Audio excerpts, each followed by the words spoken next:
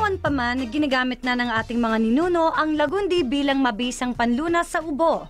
At ang patuloy na paggamit nito ng pamilyang Pilipino hanggang sa kasalukuyan ay nagpapatunay sa pagiging ligtas ng lagundi.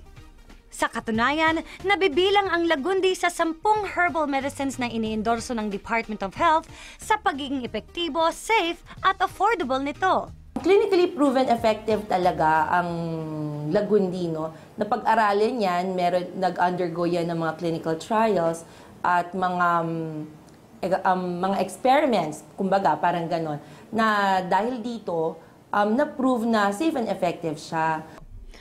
Base sa mga research, ang lagundi ay may mga natural actives na nakakatulong para mapigilan ang paglala ng ubo. Pinaluluwag nito ang paghinga sa pamamagitan ng pagtunaw ng plema, kaya't nagdudulot ito ng pagginhawa ng pakiramdam. At dahil natural, ang pag-inom ng lagundi ay safe. Ayon sa mga clinical trials, ang lagundi syrup ay walang reported side effects na maaaring makasama sa ating katawan, lalo na sa atay. At dahil safe and effective, ang lagundi ay maaaring inumin ng buong pamilya. Tipid pa si Mami dahil ang lagundi ay mas affordable kaysa sa mga ibang chemical na gamot sa ubo.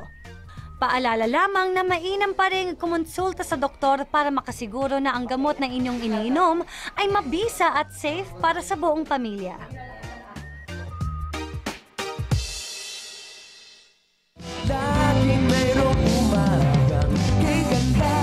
Ngayong Huwebes sa huling 2 gabi.